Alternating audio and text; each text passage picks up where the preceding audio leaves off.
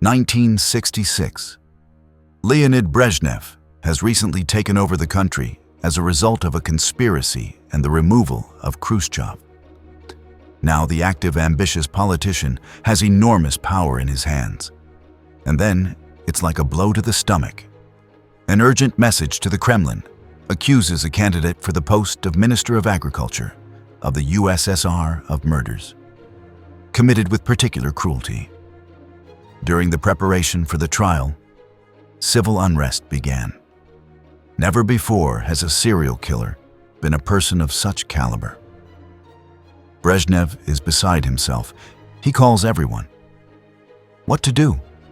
How to hide such a disgrace? But this is no longer possible.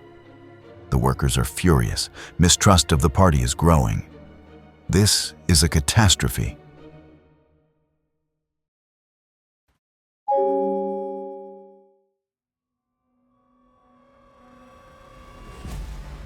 This story began in 1966 in Siberia, in the small town of Mariinsk. That day, 17-year-old Lita Malova went to a French lesson with a tutor and disappeared. Her worried parents alerted the police, checked the entire city, but found no traces. Only in the evening did some boys playing in the outskirts of the city find the girl. Someone killed the unfortunate Lita with an axe, then tried to burn the body. Lydia was identified by a French textbook. Her death was so unexpected and strange that the entire city literally froze. Lydia's mother could not walk from grief at the funeral.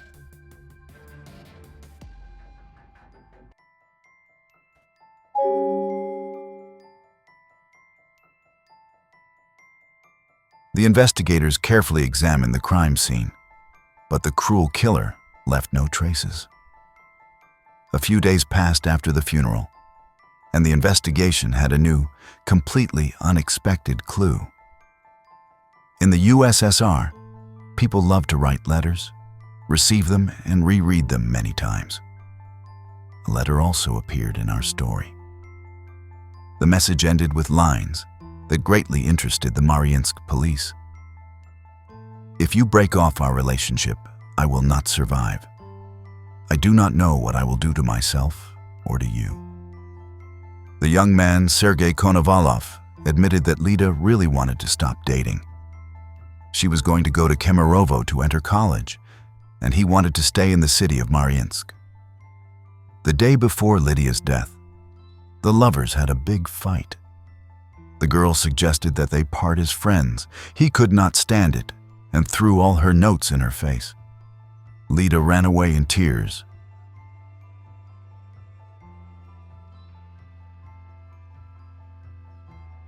When the police came to arrest Sergei Konovalov, his mother screamed at the top of her lungs, "Don't touch him, he's not guilty."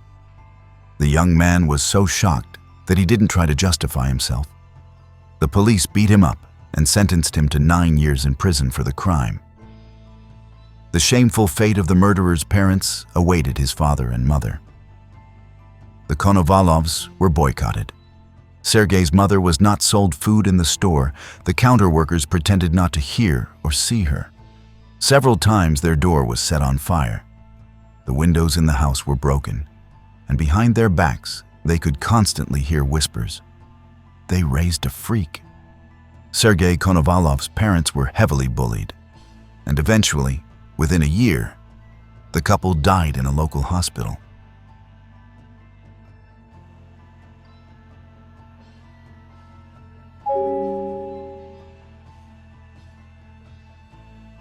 Two years have passed since the murder of young Lita.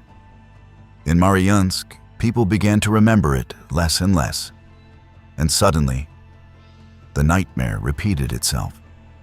That day, a police squad was called to a potato field near the village of Pokrovka, where a tractor driver found a charred body in melted nylon stockings, which gave reason to believe that it was a woman or a girl. Experts determined that someone hacked the girl to death and then burned the body. She had 4 cut wounds from an axe or a poleaxe in the back area. But who was this unfortunate woman?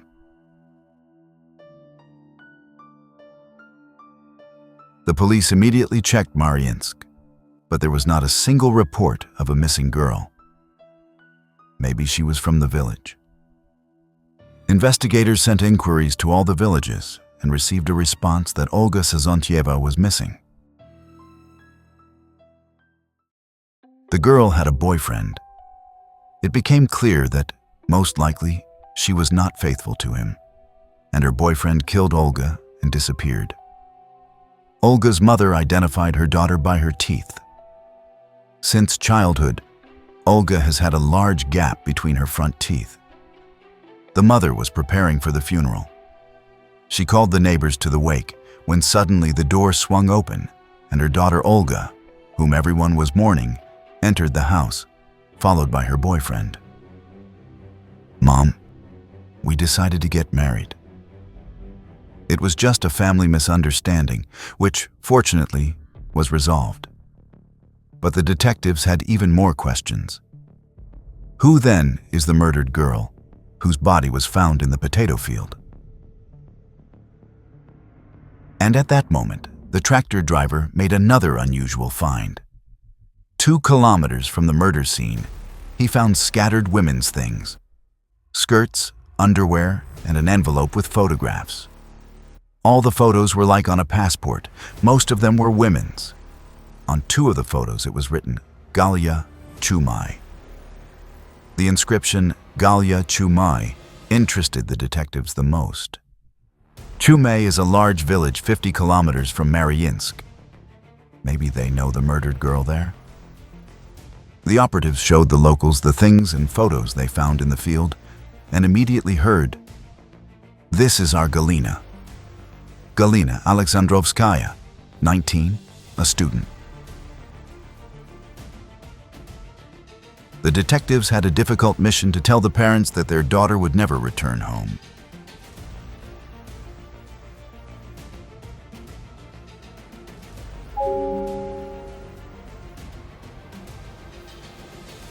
In the 60s, a Volga cost 5,600 rubles, but it was not freely available.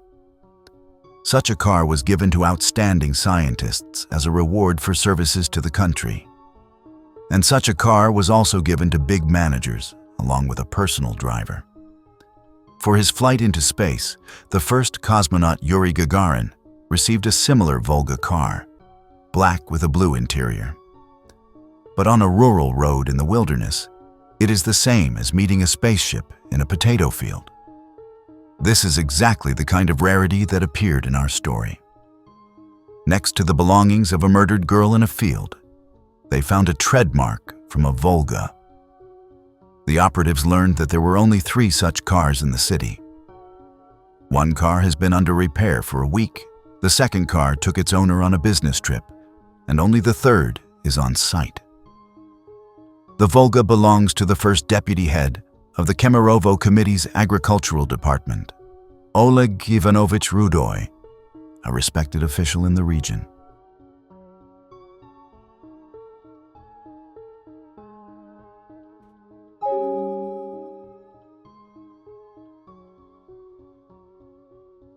That day, Oleg Rudoi was giving a report at a party conference, but he found time and treated the detective's visit with understanding. Yes, he had heard about the brutal murder and promised to provide all possible assistance. He explained that he himself could not drive, so his driver Vitaly Edekin always drove him. The driver answered negatively to all questions. He had not driven anywhere. "I do not know this girl. I am seeing her for the first time." The car was taken away for examination. The car was covered in blood. Large areas soaked in blood were found on the bottom of the trunk and under the floor mats in the cabin. The front seat covers showed signs of washing.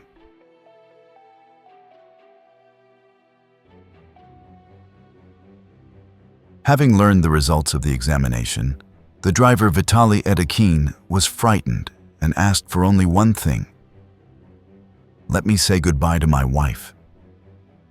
The police agreed. 5 minutes passed, then 10. How much more time could they say goodbye? The detectives went inside and found only the wife. Edekin had disappeared. The police rushed into the garden and out into the street. The criminal was nowhere to be seen. Then the police checked all their acquaintances, set up a post at the train station and patrols on the roads leading out of the city. No trace. The Kemerovo authorities were furious. They had let the suspect in a high-profile murder escape. And yet the secret of the escape was revealed with the help of an unexpected detail.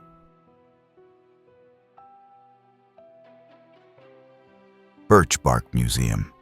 Birch bark is the top layer of birch bark, white on the outside. This part of the birch was a special material for craftsmen in ancient Rus. Birch bark is elastic, waterproof, and practically not subject to decay. By the way, birch bark weaving was considered a man's craft because it requires great strength and very strong fingers. The operative once again went to the house of the wife of the escaped Vitaly Adakin and saw a glass on the table, on which a lid made of fresh birch bark appeared. Who made it? Is the husband really somewhere here? The husband turned out to be in the pantry. They searched for him all over the region, but he turned up in the pantry. It turned out that the spouses faked an escape by simply opening the window. I don't know where all the blood in the car came from. I must have committed the murder. But I don't remember anything. The driver said that on the 17th, he went to see an old army friend, where he drank a lot of vodka. And then the detectives realized that Vitaly Adakin had an ironclad alibi. Galia Alexandrovskaya was killed on the 19th. And on that day, Vitaly was visiting his parents in another city, where he flew by plane. The driver said that he left the Volga at the house of his boss Oleg Ivanovich Rudoi. Maybe someone stole the car and then returned it to its place? At that moment, the detectives did not even suspect that in 2 days, this Volga had been involved in not one, but 2 crimes.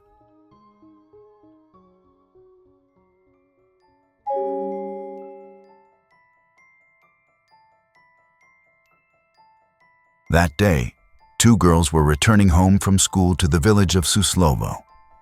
Suddenly, a car slowed down, and the man behind the wheel offered, "Get in, I'll give you a ride. Hurry up, I don't like waiting." Katya and Mila obediently got into the car. After all, pioneers should listen to their elders and respect them. Soon the car slowed down, and the man asked Katya, "Look, is the wheel stuck in a hole?" The schoolgirl trustingly got out of the car, and the car suddenly sped away. The girl remained by the road. She thought that the man would give Mila a ride in the car and come back for her. But an hour later, Katya got tired of waiting and went to the village alone. Mila returned home only at night, exhausted and mortally scared, and explained to her mother that the man in the Volga tried to do something very bad to her, and then threw her out onto the road. The woman decided that she had misheard. For her, a man in such a car was an unattainable and all-powerful boss. Mila's parents were afraid to write a statement about this crime.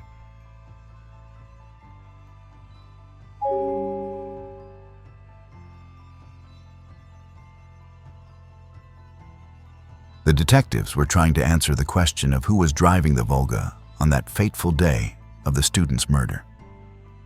Then they decided to bother the head of the regional committee again.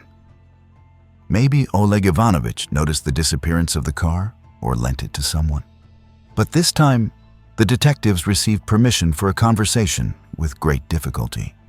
The leadership of the Regional Communist Party was extremely unhappy that they were interrogating a person who occupied such a high and responsible position. Oleg Ivanovich graciously agreed to a meeting and explained that he had not been watching the Volga. He had a lot of things to do. The detectives diligently wrote down Oleg Rudoi's answers and suddenly realized that he was deceiving them. While waiting for the detectives to draw up a protocol of the conversation, the official was intently reading a newspaper, and suddenly the police noticed that Oleg Rudoi was holding it upside down. That is, he was not reading the newspaper. His thoughts were far, far away. Oleg Ivanovich tried to maintain his composure, but he couldn't. The chief's hands were shaking. Sweat was running down his forehead. Why was that? Why was...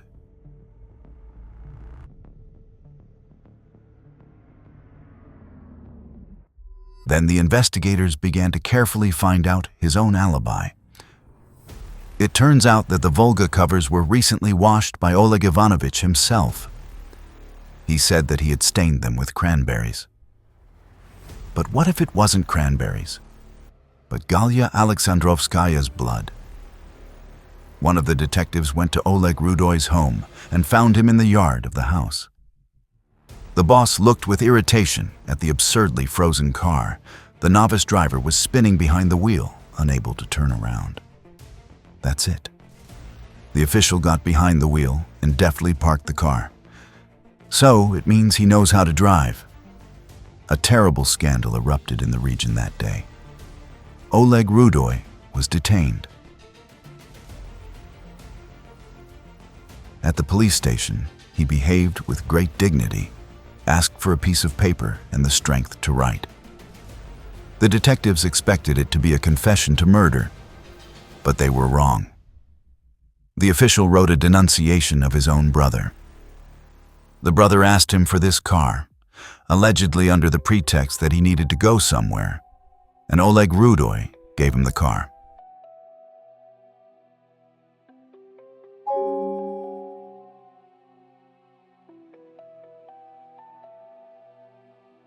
Siberia is a place where political prisoners were kept in camps during Stalin's time.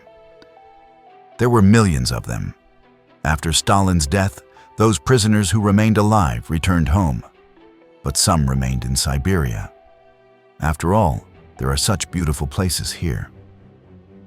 And there was such a person in our story. Ivan Rudoi, a former political prisoner, started a family and had 2 sons. The younger son, Oleg, eventually became a big leader, and the eldest, Gavrila, volunteered for the front in 1941. Gavrila graduated from flight school, and in his first air battle, he entered into an unequal fight with Luftwaffe pilots. Gavrila Rudoi's family soon received documents about his death. Oleg Ivanovich Rudoi amazed everyone with his statement. He claimed that his brother Gavrila did not die, but managed to jump with a parachute. Gavrila not only survived, but became a spy.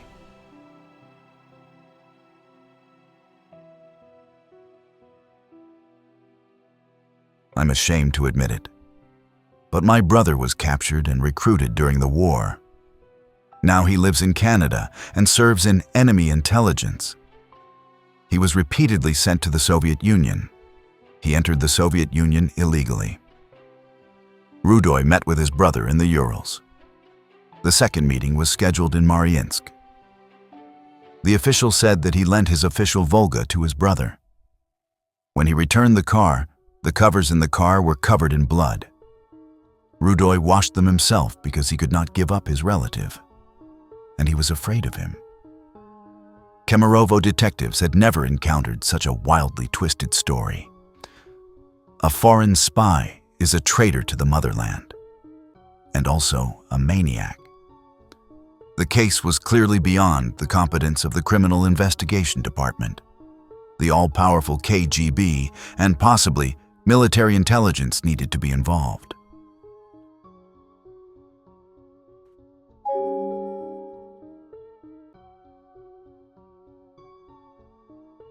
The investigation takes an unexpected turn.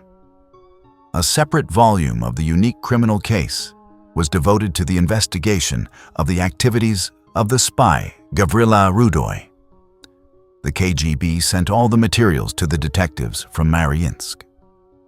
It was then that it became clear that the younger brother had slandered his older brother.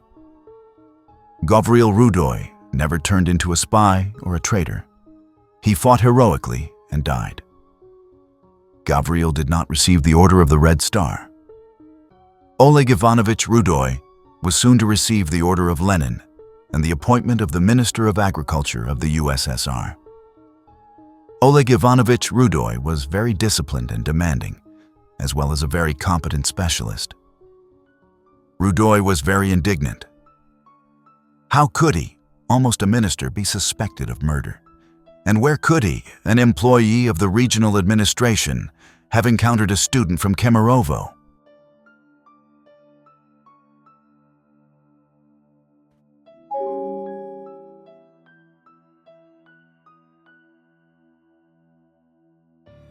The rumor of Rudoi's arrest instantly spread throughout the city, and witnesses appeared.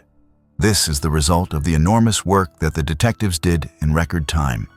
Before this, no one believed that the police would dare to touch such an important person and were afraid to give testimony. But now, a saleswoman from Vokzalnaya Square saw how an official in a car was looking at visitors. A girl came, whom Rudoi also invited to give a ride, but she refused, and Galia Alexandrovskaya agreed.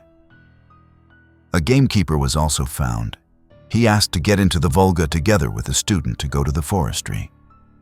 The gamekeeper got out at the turn, and Galia drove on. Another witness is a fisherman. He watched as a respectable man rinsed rugs from the Volga in the river. Blood remained from them.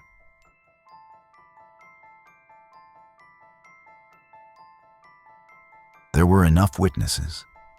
Now the Maryinsky detectives had all the evidence of the crime.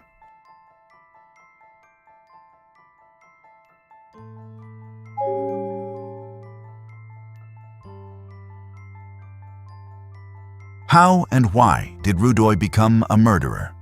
He never confessed, but the detectives were sure that maniacs do not suddenly become murderers.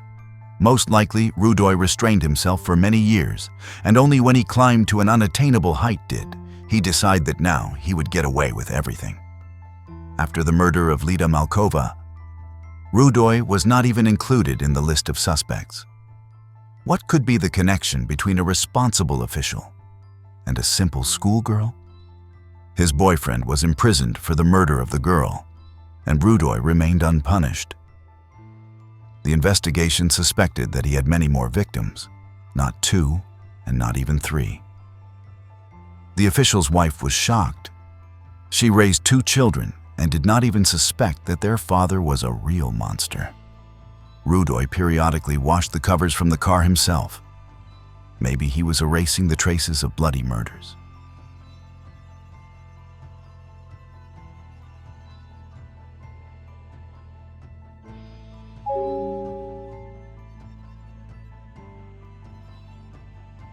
The detectives wanted to look for other episodes of the criminal, but an order came from Moscow to immediately try Rudoi in order to stop the public unrest.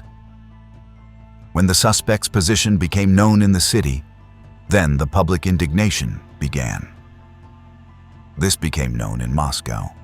Leonid Ilyich Brezhnev himself had to intervene. Brezhnev could have stopped this case in order to preserve the prestige of the government and the Communist Party.